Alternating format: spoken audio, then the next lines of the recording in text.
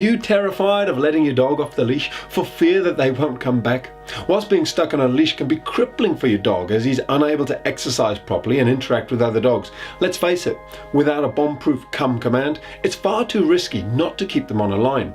Or maybe you've experienced that awful feeling of seeing your dog just disappearing into the distance and you've been unable to find them for long periods of time. I know how gut-wrenching it is to have lost your dog, worried that they could get injured or even die if it comes in contact with an aggressive animal or gets hit by a car. Or how about that incredibly frustrating situation when your dog is off leash and still close by, but they're literally running rings around you.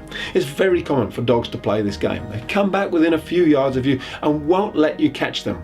It's time consuming, it's dangerous, and it's downright annoying. Sound familiar? It's entirely possible that these frustrating problems keep getting worse, despite your best efforts to find a solution. And you probably don't need me to tell you that having a bomb-proof recall is the most important dog training command, which is why I dedicate so much time to it in all of my puppy classes. Here's the good news.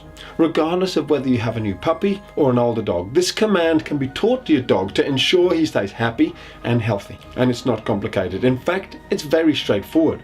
You see, I believe that within every dog is a good dog, and within every good dog is a great dog, waiting to be nurtured, discovered, and enjoyed to their fullest potential.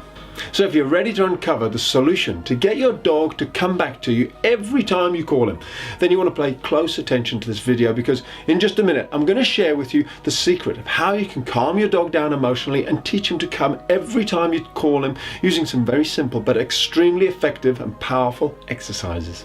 Essentially, these exercises or games are based on the natural instincts of your dog, which is actually very different from our natural human instincts. And that's why they can literally change the way your dog thinks and acts, but more about them in a second. First, let me explain a little bit more about what actually happens in your dog's brain and body when he won't come back to you when you call for them.